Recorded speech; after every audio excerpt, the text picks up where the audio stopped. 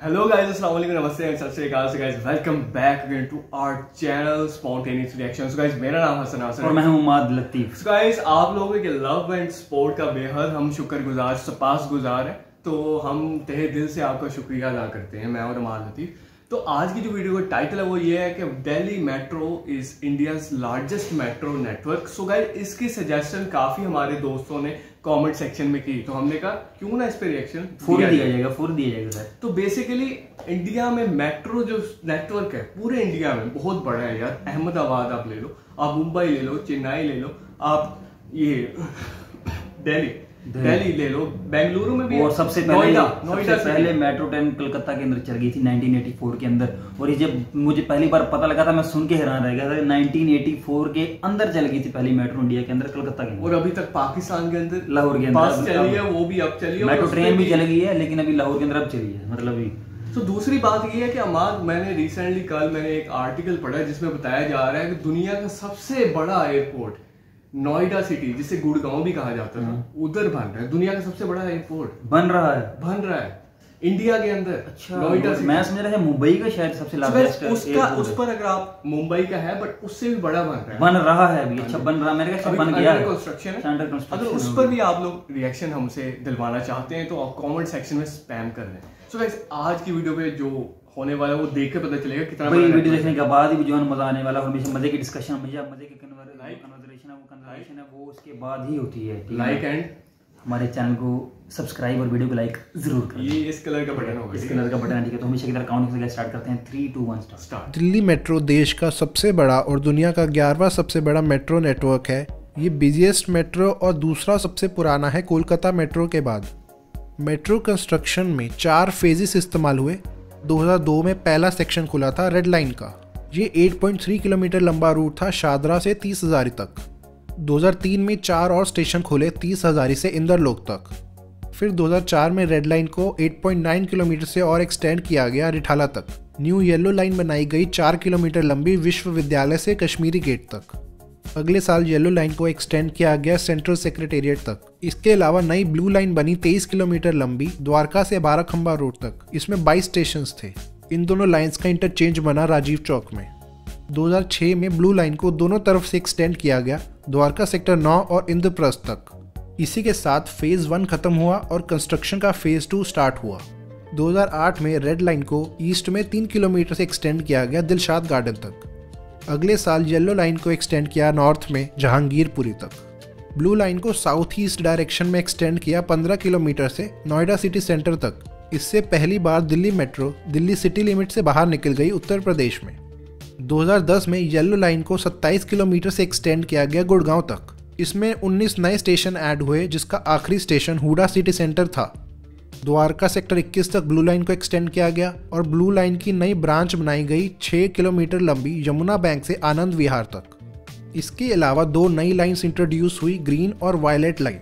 Green line थी इंदरलोक से मुंडका तक 15.5 किलोमीटर लंबी और वायलेट लाइन थी सेंट्रल सेक्रेटेरिएट से सरिता विहार तक 13.5 किलोमीटर लंबी। 2011 में ब्लू लाइन को एक्सटेंड किया गया वैशाली तक।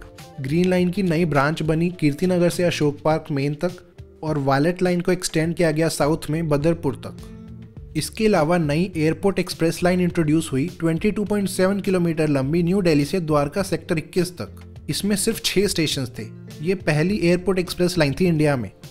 इसी के साथ फेज 2 खत्म हुआ और फेज 3 की कंस्ट्रक्शन शुरू हुई। 2013 में रैपिड मेट्रो का लूप खुला था, सिकंदरपुर से दिल्ली मेट्रो से कनेक्ट होता था। 2015 में येलो लाइन को समयपुर बादली तक एक्सटेंड किया और वायलेट लाइन को साउथ में एस्कॉर्ट्स मुजेसर तक। 2017 में वायलेट लाइन को नॉर्थ में कश्मीरी गेट तक एक्सटेंड किया गया। इससे कश्मीरी गेट पहला ऐसा इंटरचेंज स्टेशन बन गया जहां 3 लाइनें मिलती हैं। एक नई मैजेंटा लाइन इंट्रोड्यूस हुई 12.6 किलोमीटर लंबी कालकाजी मंदिर से बोटैनिकल गार्डन तक। इसके अलावा रैपिड मेट्रो गुड़गांव को 6.6 किलोमीटर से एक्सटेंड किया गया सेक्टर 55-56 तक। 2018 में ग्रीन लाइन को ब्रिगेडियर होशियार सिंह तक एक्सटेंड कर दिया गया बहादुरगढ़ सिटी में। वायलेट लाइन को राजा नहार सिंह तक एक्सटेंड कर दिया गया बल्लभगढ़ सिटी में। इसके अलावा नई पिंक लाइन के सारे स्टेशंस खुल गए। मजलिस पार्क से शिव विहार तक इसकी लेंथ है 58.6 किलोमीटर्स की। ज़्यादातर रूट के लिए पिंक लाइन रिंग रोड के साथ बनी है जो पूरा लूप बनाती है दिल्ली में। इसमें टोटल 10 इंटरचेंज स्टेशंस हैं। इसका बस 1.5 किलोमीटर लंबा स्ट्रेच नहीं खुल पाया त्रिलोकपुरी में लैंड एक्विजिशन की वजह से। इसके अलावा मैजेंटा लाइन को 25.3 किलोमीटर से वेस्ट की तरफ एक्सटेंड किया गया जनकपुरी वेस्ट तक। ये लाइन आउटर रिंग रोड के साथ साथ चलती है। 2019 में रेड लाइन को शहीद स्थल तक एक्सटेंड किया गाजियाबाद में, ब्लू लाइन को 6.7 किलोमीटर से एक्सटेंड किया नोएडा इलेक्ट्रॉनिक सिटी तक, और एक नई ग्रे लाइन बनी 4.3 किलोमीटर लंबी द्वारका से नजफगढ़ तक। और नोएडा मेट्रो की एक्वा लाइन 29 किलोमीटर लंबी है 21 स्टेशनों के साथ। फेज 3 में सिर्फ 3 छोटे स्ट्रेचेस रह गए हैं जो अभी खुले नहीं हैं। एक पिंक लाइन का 1.5 किलोमीटर लंबा स्ट्रेच, ग्रे लाइन का 1.2 किलोमीटर लंबा स्ट्रेच और एयरपोर्ट एक्सप्रेस लाइन का 1.9 किलोमीटर लंबा स्ट्रेच ECC सेंटर तक। ये तीनों स्ट्रेचेस इसी साल खुलने थे लेकिन कोविड-19 से डिले हो गए। इसके बाद फेज 4 की कंस्ट्रक्शन शुरू हो गई है। 3 लाइनें अभी अंडर कंस्ट्रक्शन हैं और बाकी 6 रूट्स अप्रूव हो गए हैं। 2026 तक पूरा होने का अनुमान है। इस फेज को लगभग 50,000 करोड़ रुपए की लागत से बनाया जाएगा। मैजेंटा लाइन को 30 किलोमीटर से एक्सटेंड किया जाएगा जनकपुरी वेस्ट से लेके RK आश्रम मार्ग तक। इसमें सारी लाइनों के साथ इंटरचेंज स्टेशंस बनाए जाएंगे। पीरागढ़ी, पीतमपुरा, हैदरपुर, मजलिस पार्क, आज़ादपुर, पुलबंगश और RK आश्रम मार्ग पर। पिंक लाइन को 12.5 किलोमीटर से एक्सटेंड किया जाएगा मौजपुर तक। रेड लाइन को 26.5 किलोमीटर से एक्सटेंड किया जाएगा नरेला से होते हुए नथुपुर तक। ब्लू लाइन को मोहन नगर तक एक्सटेंड किया जाएगा जहां ये रेड लाइन के साथ इंटरचेंज स्टेशन बनाएगा। ब्लू लाइन की मेन ब्रांच को साहिबाबाद तक एक्सटेंड किया जाएगा जहां ये दूसरी ब्रांच से कनेक्ट करेगा। इसके अलावा 4 नई लाइनें बनाई जाएंगी। पहली सिल्वर लाइन 20.5 किलोमीटर लंबी तुगलकाबाद से एरो सिटी तक। दूसरी इंडिगो लाइन 12.5 किलोमीटर लंबी इंद्रलोक से इंद्रप्रस्थ तक। इसमें न्यू दिल्ली और दिल्ली गेट स्टेशन पे इंटरचेंज बनाया जाएगा। पीच लाइन 8 किलोमीटर लंबी होगी लाजपत नगर से छतरपुर एक्सटेंशन तक। और आखिरी में मेट्रो लाइट लाइन बनाई जाएगी 20 किलोमीटर लंबी कीर्ति नगर से द्वारका सेक्टर 25 ECC सेंटर तक। मेट्रो लाइट बाकी लाइन से बिल्कुल अलग होगी। ये एक लाइट रेलवे लाइन होगी ट्रैम जैसी। ज्यादातर रूट के लिए ये इंडियन रेलवे ट्रैक्स के साथ साथ चलेगी ग्राउंड लेवल पर। इसके बनने से 60 साल बाद ट्रैम्स की वापसी होगी दिल्ली में, क्योंकि 1963 में चांदनी चौक की ट्रैम्स को बंद कर दिया गया था कंजेशन की वजह से। आज नेटवर्क की लंबाई 348 किलोमीटर है जिसमें 10 अलग अलग लाइनें 253 स्टेशनों को आपस में जोड़ती हैं। इसके अलावा 11 किलोमीटर लंबी रैपिड मेट्रो है गुड़गांव में 11 स्टेशनों के साथ। और नोएडा मेट्रो की एक्वा लाइन 29 किलोमीटर लंबी है 21 स्टेशनों के साथ। फेज 4 2026 तक पूरा होने का अनुमान है। उसके बाद टोटल लेंथ लगभग 490 किलोमीटर पहुंच जाएगी। इससे ये दुनिया का चौथा सबसे बड़ा मेट्रो नेटवर्क हो जाएगा, लंदन, न्यूयॉर्क और मॉस्को की मेट्रोज को पार करके। ऐसी और वीडियोस को देखने के लिए काफी अच्छा लगा यार देखकर कि हमारा नेबर कंट्री जो है वो इतना प्रोग्रेस कर रहा है मार। भाई मैं तो इनकी जो लाइनें थी ना वो देख देख के मैं ऐसे घूम रहा था यार, इतनी लाइनें ग्रीन ब्लू हाईलाइट पता नहीं कौन कौन सी लाइनें, बहुत ज्यादा। और टोटल मतलब हर न्यू प्रोजेक्ट में उन्होंने इस तरह, जैसे बच्चे को 20 रुपए नहीं देते 20 रुपए दे दी, 20 किलोमीटर इधर इंक्रीज कर दी, 15 किलोमीटर उधर इंक्रीज कर दी। मुझे तो लाइनों के कलर भूल गए यार, तुम्हें कोई याद है? Green, blue, green, magenta, yellow and violet बहुत ज्यादा कलर थे और वो कलर रिप्रेजेंट करते हर एक अलग अलग लाइन को। ठीक है, तो मतलब हर लाइन एक अलग प्रोजेक्ट था। सो फ्यूचर में जो लाइन कर रहे हैं वो सबसे बड़ी होगी ना यार। मैं जो है ना मतलब अभी तक मेरा दिमाग नहीं है मतलब किलोमीटर टोटल जो नेटवर्क है उसका 300 समथिंग 348 किलोमीटर यार। स्टेशंस भी हमारी पता नहीं मर मर के 2-3 साल के अंदर लाहौर वाली बनी है अभी। कितने किलोमीटर है वो है कि पता नहीं 15-20 किलोमीटर यार।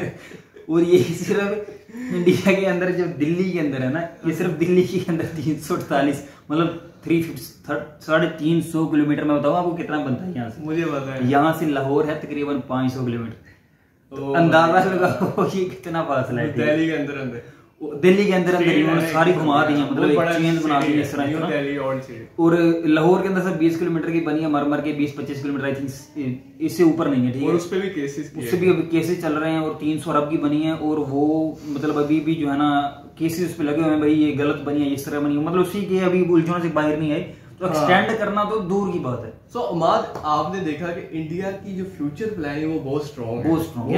मैं जो है मैं ऐसी बिला वजह तारीफ नहीं कर रहा है, हम भी नहीं कर रहे। हाँ। और ये हमारी शुरू से आदत रही है, हम न्यूट्रल लेके जो है ना रिएक्शन देते हैं, हमें कोई जरूरत नहीं है किसी की जो बहुत ज्यादा तारीफ करने की। यार जो रियलिटी नजर आ रही है, एक आम बंदा देख के भी उसको तारीफ करेगा कि यार अब कॉमन सेंस की बात है, जो हमारे सिर्फ 20 किलोमीटर बनाने के लिए उन्होंने 3-4 साल लगा दिए और अभी इतना कर्जा लिया, और इंडिया उस 20-25 किलोमीटर को तो ऐसे करता है, बस एक्सटेंड कर दो 20 किलोमीटर, 14 किलोमीटर एक्सटेंड। कोई अगर बायस्ड होता उसने कहना था कि हमारी जो 20 किलोमीटर की जो है मेट्रो, उसके अंदर फूल लगाए गए। हाँ, इस तरह हुआ है, ये हुआ है यार, वो आपके लगे।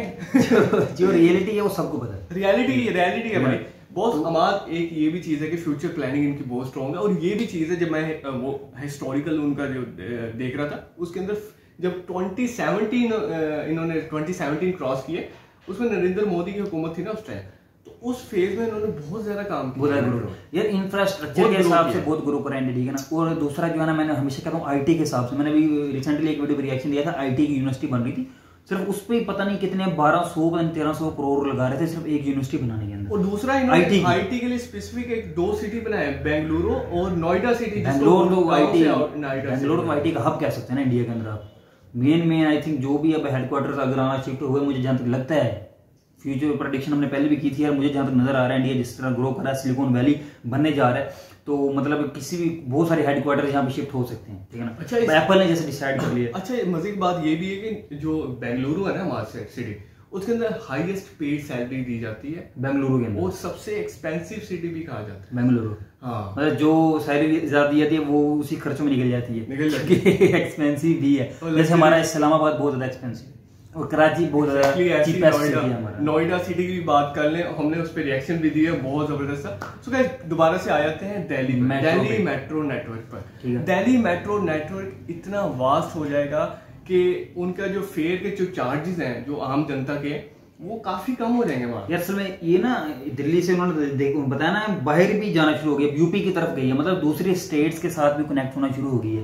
ये दिल्ली एक मतलब आई थिंक सिर्फ एक सिटी की बात नहीं हो रही, दिल्ली की पूरी स्टेट की बात हो रही है, ठीक है। उन्होंने पूरी स्टेट को कनेक्ट करने के लिए, और दूसरे स्टेट जिनके साथ यूपी लगती है उसके अंदर भी कनेक्ट कर दिया उस मेट्रो से। तो इस तरह ये पूरा नेटवर्क बिछा रहे हैं। सिर्फ एक दिल्ली छोटे से शहर नहीं है कि एक समझे एक बाजार से लेकर दूसरे बाजार तक इन्होंने मेट्रो में 350 किलोमीटर कोई डिस्टेंस होता है यार, ठीक है ना। अब आते हैं कि पाकिस्तान क्यों नहीं बना सकता, पाकिस्तान की क्या फ्लॉज है, क्यों नहीं बना रहा। पाकिस्तान में डोमिनेट करते हैं प्राइवेट कंपनी। आपको एक एग्जांपल देता हूँ, पेपॉल की एग्जांपल। पाकिस्तान में नहीं है, बांग्लादेश में है, इंडिया में है, और बाकी फिलीपाइंस हर कंट्री में है तकरीबन। पाकिस्तान के अंदर क्यों नहीं है? बिकॉज पाकिस्तान के अंदर जो बैंक्स हैं वो डोमिनेट करते हैं। बिल्कुल। अच्छा, पाकिस्तान गवर्नमेंट ने पूरी कोशिश की इमरान खान ने वापस लाने की, लेकिन जो प्राइवेट माफिया बैंक्स का उन्होंने आने नहीं दिया, और भगाया भी पेपाल को इन्होंने ही था। और वेस्टर्न यूनियन के थ्रू जो यूट्यूब के पैसे आते थे उस पर डिडक्शन ही होती थी, अब से डिडक्शन स्टार्ट होगी, बैंक्स के थ्रू आते हैं। इससे ही आप अंदाजा लगा सकते हैं कि पाकिस्तान में प्राइवेट कंपनीज कितना डोमिनेट करती है। ये जो बैंक्स के थ्रू आने वाले पूरी दुनिया के अंदर उन्होंने लागू कर दिया है कि मतलब पूरी दुनिया के अंदर यूट्यूब ने पॉलिसी बना दिया कि वो अब बैंक्स के थ्रू जो है ना पेमेंट्स करते हैं। लेकिन वैसे भी आप कह सकते हैं ओवरऑल देखा जाए तो बैंक्स में बहुत माफिया जो है यहाँ पे डोमिनेट है। तो इसी के साथ इसी को लेते हुए अगर चलते हैं तो पाकिस्तान के अंदर जो बसेस है ना, जो बसेस है प्राइवेट नेटवर्क है बसेस का, वो काफी डोमिनेट करता है गवर्नमेंट, ठीक है ना, वो काफी डेवलप भी अब हो रहा है। इस वजह से भी आपके जो पाकिस्तान के अंदर ऐसे मेट्रो नेटवर्क्स नहीं बनते, तो हुकूमत जो है हमारी ढीली है थोड़ी सी तो वो कहती है एक्सक्यूज हो गया, चलो ठीक है बैठते हैं। तो मैं यहीं पे वीडियो एंड करते हैं। काफी मजा है वीडियो को देखकर गाइस। अगर आपने हमारी बातों से एग्री किया, हमारी वीडियो को लाइक और चैनल को सब्सक्राइब जरूर कर दें। लाल के साथ मैंने इजाजत अपना रखें, बहुत ख्याल, टेक केयर, खुदा हाफिज।